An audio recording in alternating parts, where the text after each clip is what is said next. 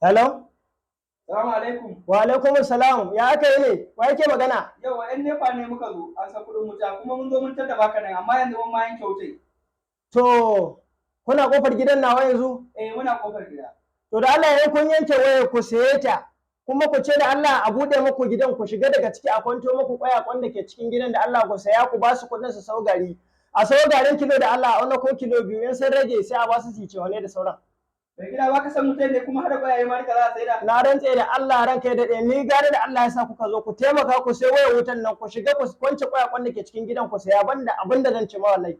Ku kwance abin da ke ciki duk kwayakwan da kuka san za su muku amfani ku saya ku ba yara na su so garin kilo a tuka musu tura Allah.